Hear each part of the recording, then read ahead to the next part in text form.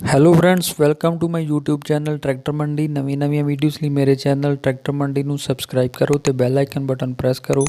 ਤੇ ਹਾਂਜੀ ਫਰੈਂਡਸ, ਅੱਜ ਦੀ ਵੀਡੀਓ ਵਿੱਚ ਜੋ ਤੁਸੀਂ ਸਵਰਾਜ 735 ਟਰੈਕਟਰ ਵੇਖ ਰਹੇ ਹੋ, ਇਹ ਵਿਕਾਊ ਹੈ ਜੀ। ਟਰੈਕਟਰ ਦਾ ਜੋ ਮਾਡਲ ਹੈ ਜੀ, ਉਹ ਹੈ ਜੀ 2000 ਮਾਡਲ। ਪਰ ਟਰੈਕਟਰ ਦੀ ਕੰਡੀਸ਼ਨ ਇੰਨੀ ਕੁ ਜ਼ਿਆਦਾ ਵਧੀਆ ਕਿ ਨਵੇਂ ਟਰੈਕਟਰ ਵੀ ਇਸ ਟਰੈਕਟਰ ਦੇ ਅੱਗੇ ਫੇਲ ਨੇ। ਟਰੈਕਟਰ ਦਾ ਆਲ ਓਰੀਜਨਲ ਪੇਂਟ ਆ, ਕਿਤੋਂ ਵੀ ਰੰਗ ਪੇਂਟ ਲੱਥਾ ਨਹੀਂ ਹੋਇਆ। ਬਾਕੀ ਗੀਅਰ ਐਂਡ ਇੰਜਨ ਦਾ ਕੰਮ ਬਿਲਕੁਲ ਤਸੱਲੀ ਬਖਸ਼ ਹੈ ਜੀ, ਕਿਤੇ ਵੀ ਕੋਈ ਪ੍ਰੋਬਲਮ ਨਹੀਂ।